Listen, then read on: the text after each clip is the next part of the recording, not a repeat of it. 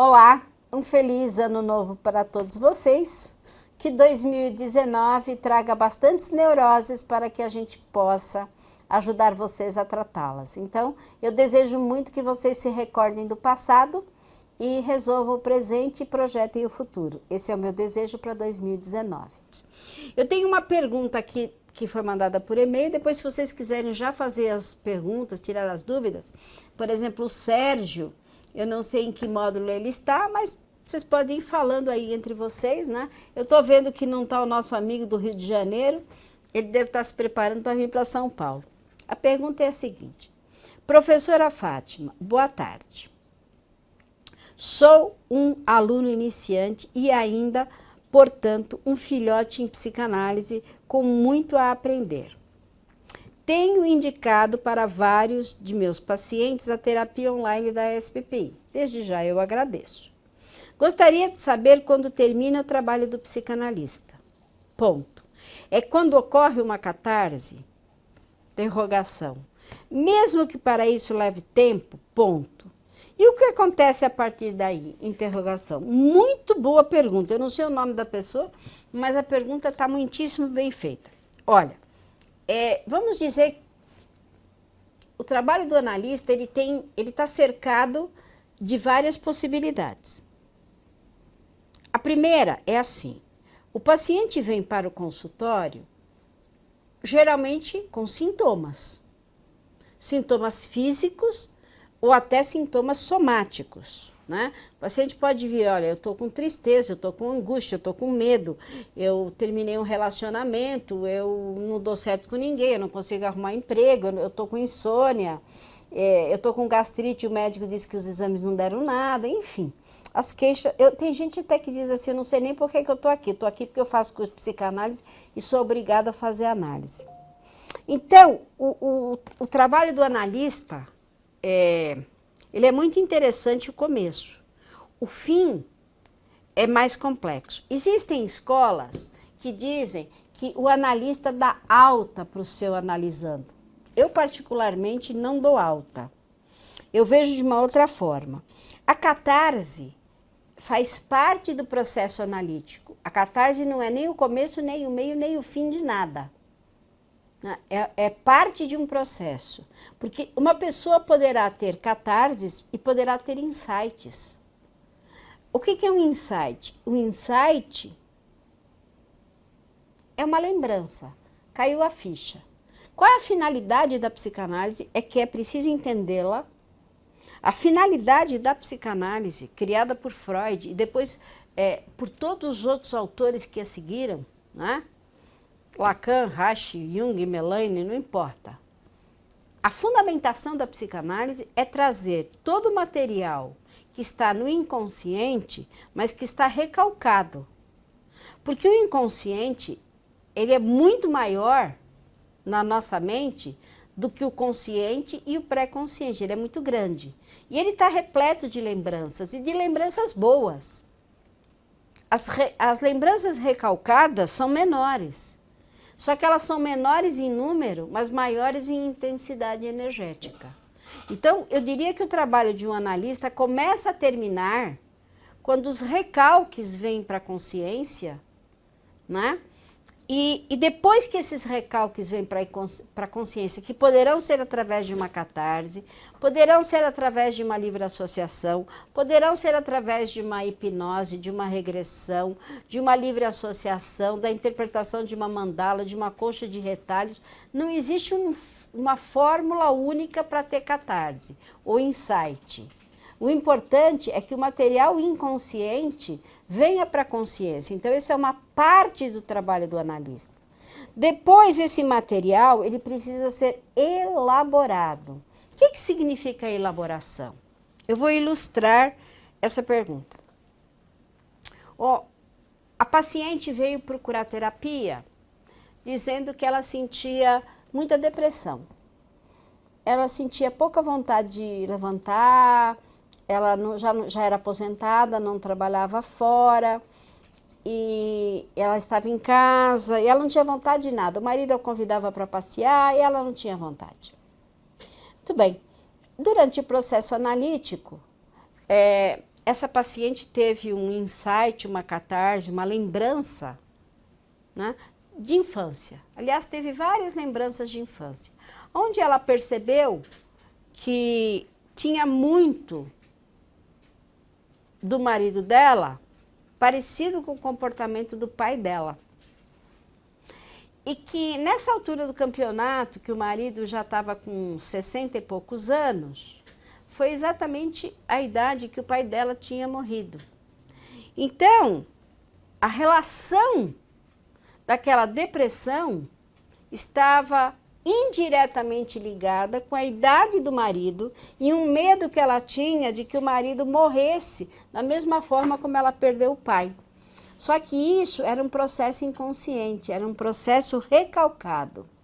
Claro, fundamentado na questão do complexo de Édipo, sim, mas eu quero dizer o seguinte, não bastava fazer trazer à consciência da paciente esse problema que o pai morreu quando o pai tinha 60 anos e que o marido dela estava se aproximando, estava fazendo 60 anos e que isso tinha uma relação inconsciente e recalcada com o medo dela perder o marido.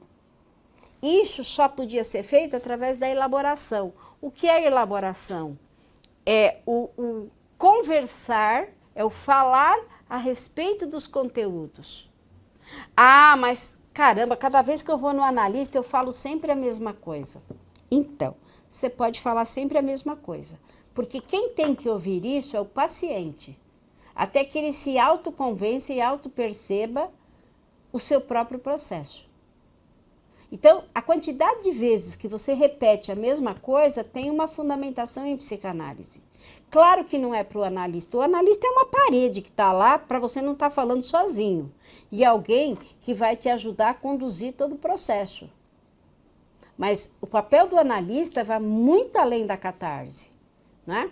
Se você assistir o filme Freud e Além da Alma, você vai perceber que o próprio Freud, quando trata a Ana Papenhal, a Ana O, ele sai das paredes do consultório e vai atrás dela na Rua da Torre Vermelha. Ou seja, o Freud criou parâmetros e ele mesmo quebrava os parâmetros. Então, eu diria até mais fundo para você. A cada dia que passa, nós encontramos caminhos novos para a psicanálise e caminhos novos para o analista. A própria conquista da terapia online é um novo caminho para a terapia. Tem muita gente que me disse assim, ah, Fátima, mas eu acho que a terapia online perde muito, porque o paciente, quando está perto de você, você vê isso. Eu falei assim, pois é. Então eu vou contar para vocês uma experiência da Maria de Fátima. Eu atendo muitos pacientes online. Alguns deles devem estar aqui, que é a própria Paola, a Valquíria, eu atendo eles online. Mas eu tenho pacientes que acontece o seguinte, quando estou com o paciente online, eu estou dentro da casa dele. É a coisa mais interessante do mundo. Eu adentro o ego dele, através dele, dentro da casa dele. Então, às vezes, eu vejo um quadro, o paciente nem sabe, eu estou contando isso aqui agora. Eu vejo um quadro, eu vejo um pouco da representação que esse paciente tem dele próprio. Um dia desse eu estava atendendo uma paciente, que é aluna também, e a mãe dela entrou junto com o filho. E foi muito interessante, porque eu tive a oportunidade de ver um relacionamento familiar que eu não conseguiria no meu consultório e consegui na terapia online. Então, o analista hoje, ele não tem nem fronteiras. Ele não tem fronteiras. O trabalho dele eu não sei onde vai parar. Vou até recomendar aqui um livro moderníssimo, chamado Eu, Você e os Robôs. Eu fui na Saraiva onde procurar esse livro, está esgotado. Por que isso é importante? Porque é uma moça, eu esqueci o nome dela, uma brasileira, que escreve o que vai acontecer com as profissões por causa da internet. As 3 principais profissões que nós vamos ter, não quer dizer que vão desaparecer as outras, vão se modificar. Vai ser o professor, o jornalista e o bibliotecário. Isso é muito louco, gente. Sabe por quê? Eu acho até interessante falar isso para vocês, porque o papel do professor no curso online, no suporte, vai ser fantástico. Sabe por quê? Porque o professor, ele não pode ser como a máquina. Se perguntarem para a máquina qual é a diferença entre Freud e Jung, ele pode até dizer, eles romperam por causa da sexualidade infantil, mas ele não consegue ir além. O professor vai trazer a parte humana, a sensação, e isso é psicanálise. Então, leiam eu, robô, eu, você e os outros. Não, eu, você e os robôs. Desculpe, eu, você e os robôs. Estou atrás do livro, ainda não li. O Valdinei disse, boa tarde, professora Fátima, saudades. Também, espero que tudo esteja certo com vocês. Um excelente ano 2019 a todos. Verdade, na apostila de complexos de Édipo, o texto se refere como positivo quando o rival da criança é do mesmo sexo. Oposto. Seria possível um esclarecimento? Quais as consequências de ter como rival o sexo oposto? Qual o significado de negativo e positivo? Não, negativo e positivo não é nem bom nem mal. Eu diria, talvez a forma de escrever esteja errada. Comum e menos comum. Então, assim, o menino tem como seu rival o seu oposto, que é seu pai. Mas ele poderá ter o seu oposto à sua mãe. Então, se considera positivo e negativo, mas não é nem bom nem ruim. É diferente. É uma diferença. Porque há uma diferença no sentir. Eu posso, então, ter um complexo de Édipo. Então, a palavra mais correta seria invertido. Não negativo nem positivo. Está errado na apostila. Então, estou corrigindo aqui para você, Valdinei. Não é positivo nem negativo. É invertido. A criança inverte a figura de... Mas por que razão? Então, vamos supor. Interessante a sua pergunta. Vamos supor, por exemplo, eu menina. Eu amo o papai, quero o papai para mim, vou achar uma porção de defeitos na mamãe que é minha rival. Que foi meu caso de verdade. Mas isso, vamos supor, se o meu pai fosse um homem muito mau, que batesse em todo mundo, eu sei lá, que fizesse coisas que eu considerasse muito perversas, né? Eu ia preferir me identificar com a minha mãe, porque minha mãe era boazinha, não fazia essas coisas. Então, eu teria uma inversão de sentimentos edípicos, né? E eu ia ter uma aversão ao meu pai, ao invés de ter um amor maior por ele.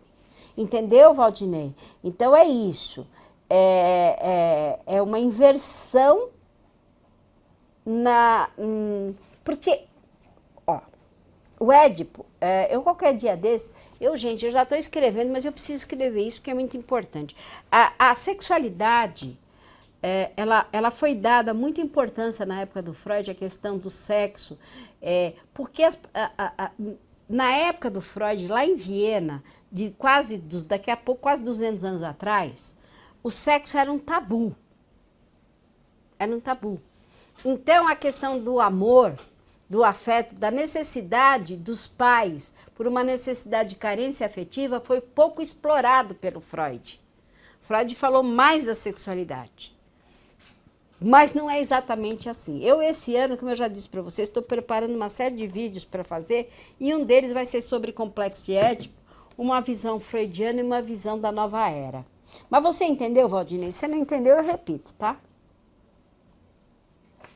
A Pauline, olá, Pauline, ela diz, professora, gostaria de saber se as análises feitas por um terapeuta que não seja especificamente da SPPI já conta para as horas exigidas em currículo. Muito obrigada. Olha, conta. Só que você vai ter um problema na hora da supervisão. Você vai ter um problema. Porque é o seguinte, vamos nos entender. A psicanálise é totalmente diferente da psicologia ou da qualquer outra psicoterapia.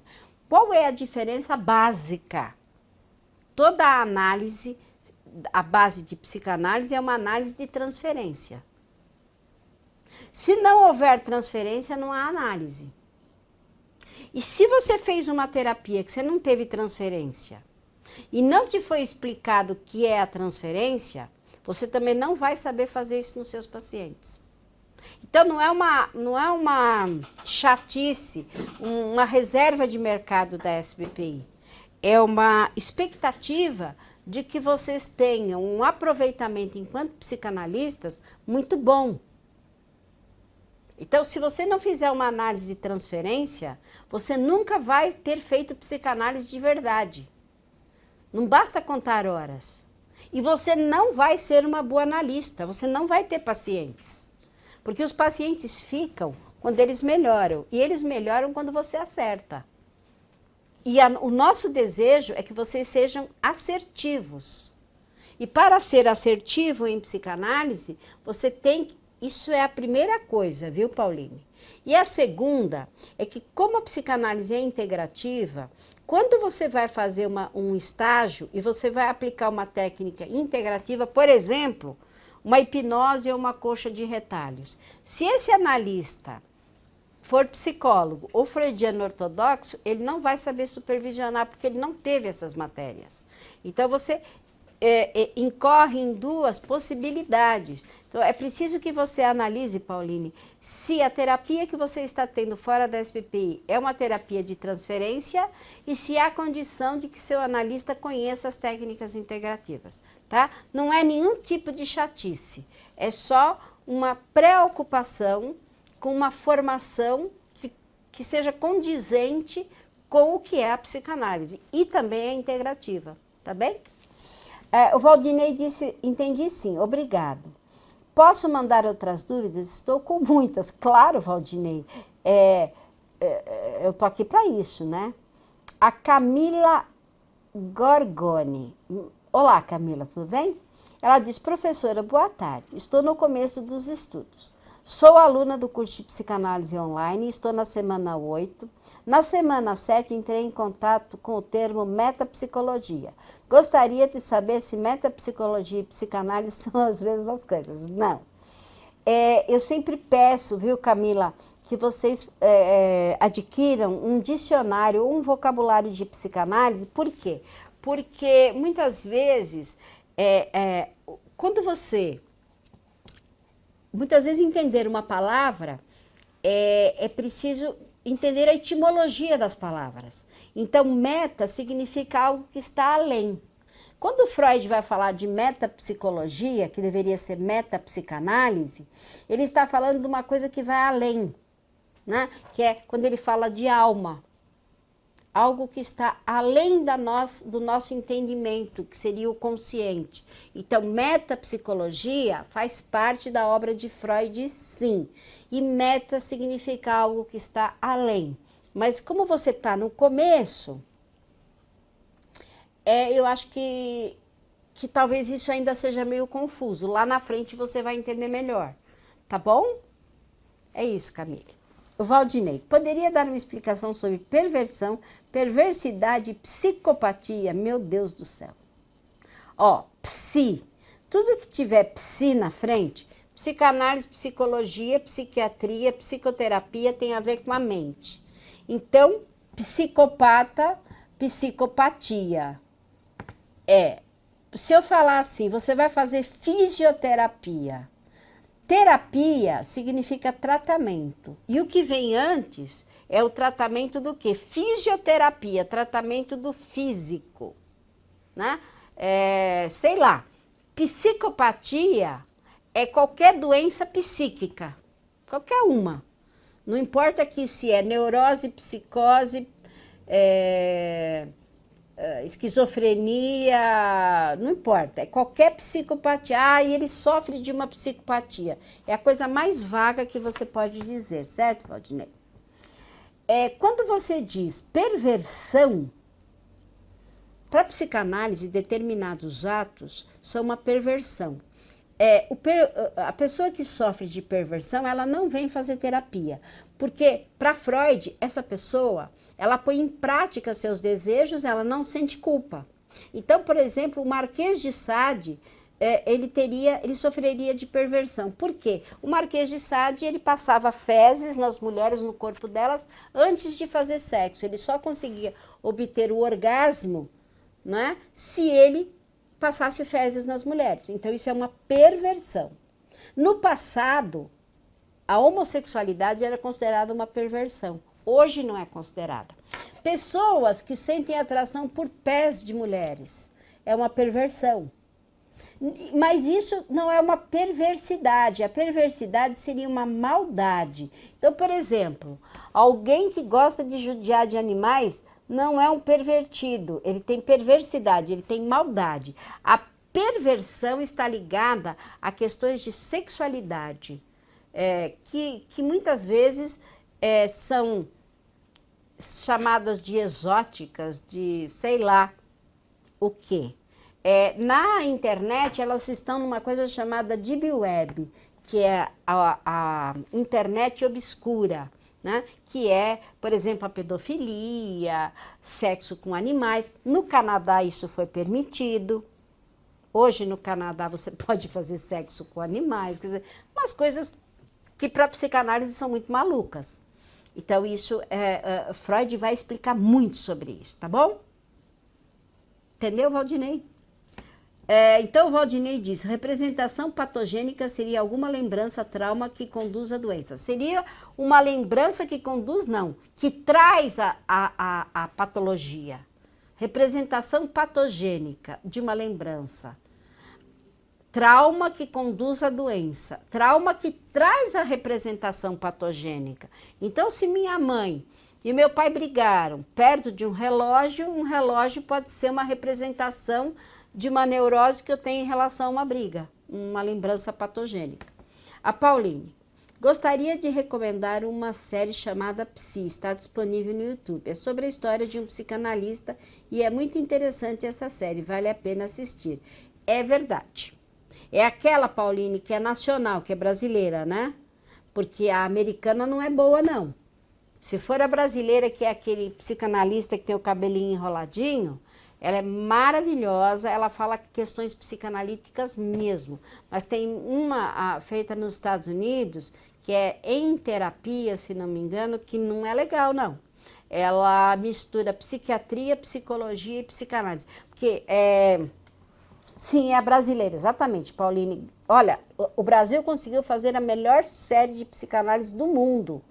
Olha que interessante, porque as feitas pelos norte-americanos têm uma mistureba de psicanálise, psicologia e psiquiatria. Eles misturam tudo e aí fica um negócio sem sentido. Essa série brasileira é um primor. Tem um capítulo dela, Pauline, você trouxe uma coisa muito interessante. A Camila agradece pela dica, que é o seguinte...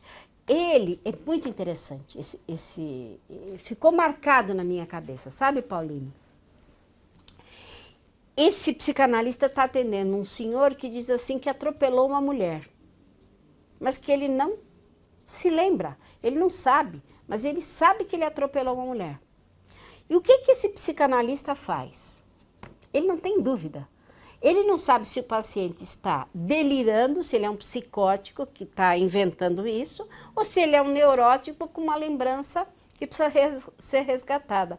Ele não teve dúvida. Ele foi até a polícia, através de um amigo dele, pesquisar o caso para ver se houve o atropelamento e poder ajudar o paciente de uma forma que eu considero uma forma de psicanálise integrativa. Ele saiu do consultório e foi pesquisar para poder ajudar o seu paciente. Olha, ele representa a psicanálise integrativa, que é essa psicanálise cabocla, essa psicanálise em que ele faz o que Freud fazia, né? Ele vai investigar se esse paciente é psicótico ou não, de uma forma muito interessante.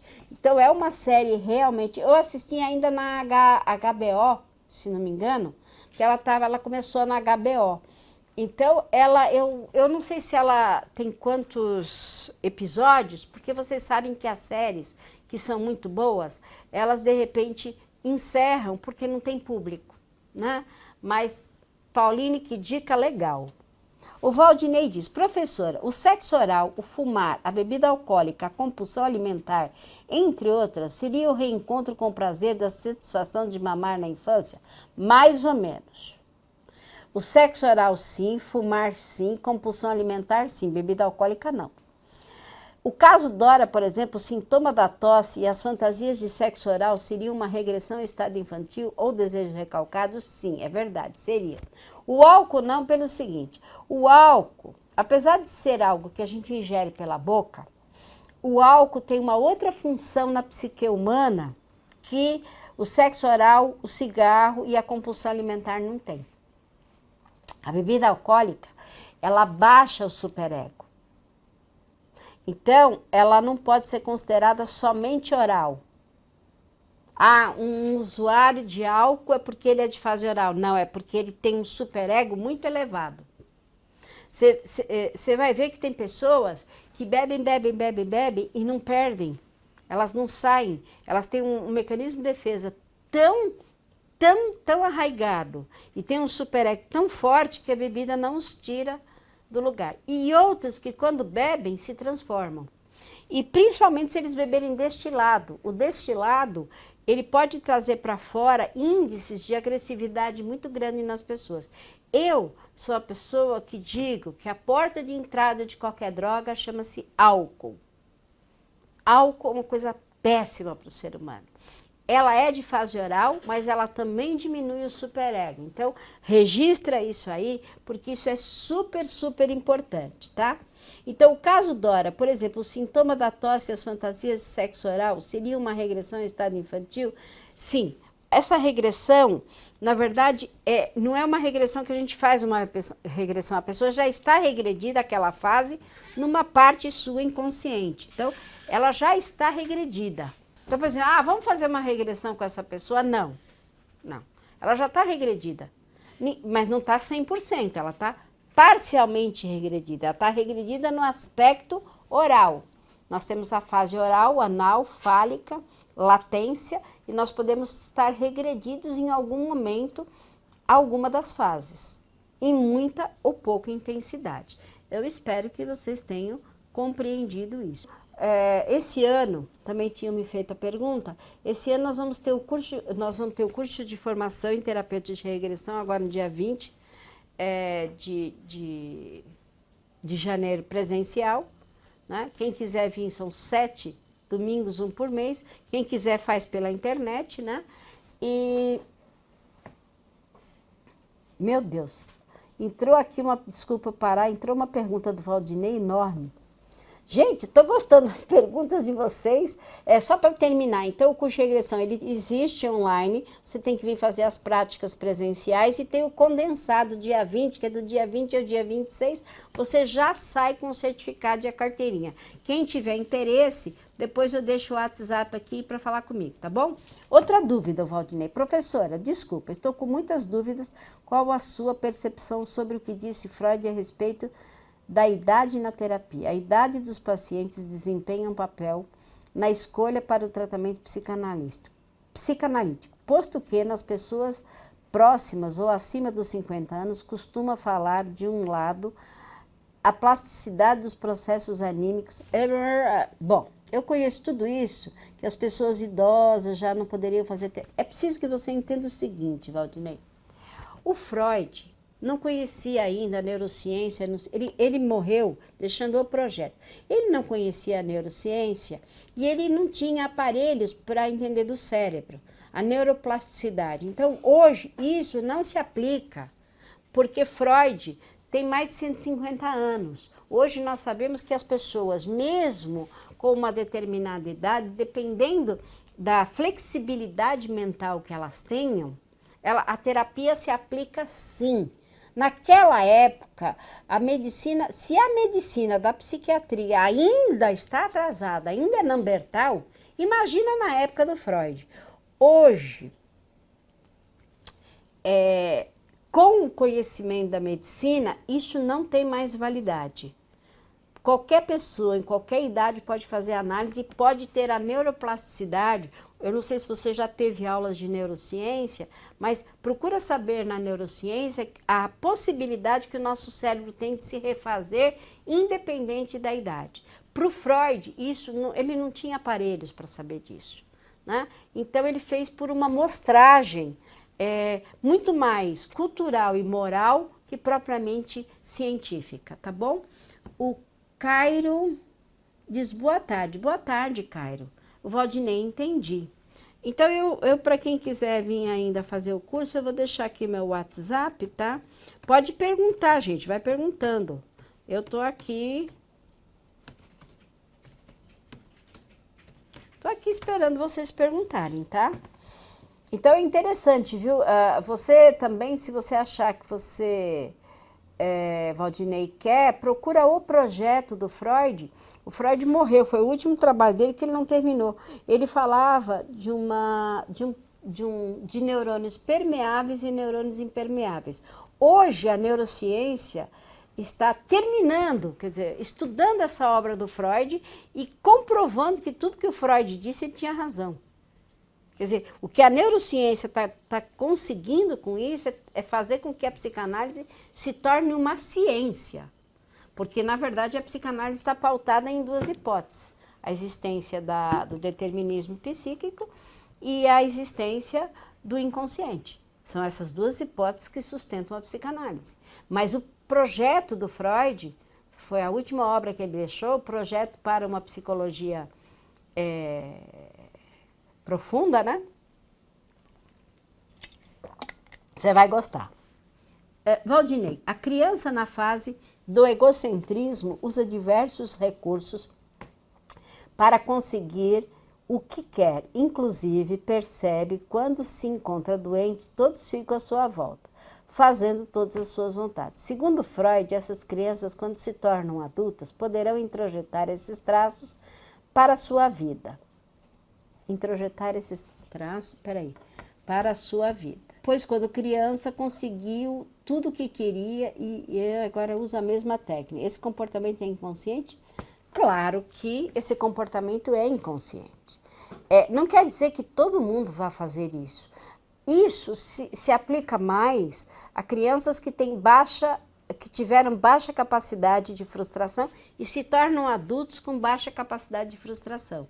O que é a capacidade de frustração? Crianças que foram muito atendidas nas suas necessidades da satisfação do princípio do prazer e não deram a essas crianças nenhuma educação, que é exatamente o que acontece com o brasileiro. É só ver essa porcaria de falar de política, o quanto as pessoas trazem agressividade para fora. É você falar de religião, as pessoas trazem agressividade para fora. Porque o Brasil tem como norma quase que cultural a palavra não. Você não pode ligar para um amigo e dizer assim, escuta, eu vou na sua casa amanhã, ele dizer não venha porque eu não estou a fim de te receber. Então, o brasileiro já tem baixa capacidade de frustração. As pessoas têm que ter alta capacidade de frustração. Elas têm que aprender a se frustrar, aprender a ouvir não. Né? E isso, Lacan vai falar muito bem no Nome do Pai. O brasileiro não aceita o nome do pai. Então, essa criança foi mimada. Né? Ela foi mimada no sentido dela não foi educada corretamente, mas não é culpa dos pais. Os filhos não vêm com uma bula psicanalítica. Não precisa se preocupar, todos erramos, né? Todos, eu, você e todo mundo. O Cairo, qual o momento, e existe um momento de acabar o trabalho do psicanalista? Eu te respondi lá na frente, foi você que me perguntou. Eu já deixei lá, se você assistir no YouTube, eu já expliquei que não, que a pergunta foi muito interessante, viu, Cairo? Você mandou por e-mail, então assim, vê lá no início, porque eu respondi a pergunta inteira e ela é grande. O Valdinei, professora, eu vou mandar a última pergunta, prometo. Eu não me incomodo quantas perguntas vocês mandem. Pelo amor de Deus, vocês mandam quantas perguntas quiser. Se der para responder no chat do dia, eu respondo. Senão a gente guarda e na outra semana responde. Ou responde por e-mail. Isso não é problema. Eu estou aqui, a minha função é responder. Aliás, nesse livro, Eu, Você e os Robôs, a moça explica que o futuro das pessoas não é quem explica, mas é quem complica, é quem pergunta. Quem pergunta é quem vai ter emprego. Então, nossa senhora, ele me manda uma pergunta. Nos 3 ensaios sobre a sexualidade, Freud cita a respeito de lutadores que sentem prazer em ter esse contato impacto de pele nas lutas. Tal prazer seria genital e não, o prazer não é genital. O prazer, bom, e as pulsões agressivas e sexuais estariam sendo liberadas, sim, mas não é um prazer genital, porque senão os lutadores ficariam, desculpa o termo, com o pênis ereto. É uma descarga pulsional infantil. A sexualidade não genital. Tal prazer seria genital e as pulsões agressivas e sexuais estariam sendo liberadas? Não. Entendi errado ou foi isso mesmo? Essa busca de prazer é inconsciente também. Isso. Dá-me a impressão de uma sublimação. Não. Na sublimação, só o ato de socar, você estaria numa sublimação da agressividade e da sexualidade através de um esporte. Não haveria nenhum tipo de excitação. A excitação seria por socar, lutar. Veja bem, a sexualidade é o corpo, a genitalidade é o pênis. A criança é que está na genitalidade quando ela entra na fase genital, ou melhor, quando ela entra na fase fálica. Mas depois isso é proibido pela sociedade. Então ela vai transferir isso para outras formas. O cirurgião cortando pessoas, não vai matar pessoas. Então o boxeador, o prazer dele não está no pênis. A descarga está em dar soco no outro. É inconsciente, né? A sublimação, exemplo hipotético, generalizado. A orientação sexual de um rapaz é heterossexual, porém essa atividade profissional como lutador foi justamente escolhida para que liberasse alguns desejos recalcados. Dessa forma, a sociedade aceitaria sem grandes problemas. Não. Não tem nada a ver com heterossexualidade você escolher uma profissão de lutador. Nem com homossexualidade, nada. Você confundiu tudo. E não existe orientação sexual em psicanálise. Existe escolha de objeto. Você tem desejo pelo objeto. E a heterossexualidade para Freud e a homossexualidade são outras coisas, tem a ver com narcisismo. Eu gosto de mim porque eu me amo através do outro. Então, não tem a ver essa hipótese. A orientação sexual do rapaz é heterossexual, porém essa atividade profissional com lutador foi justamente escolhida para que liberasse alguns desejos recalcados. Poderia até ser a raiva, mas a raiva você pode ser um jornalista cínico, não precisa dar soco, não precisa ser tão objetivo. Né?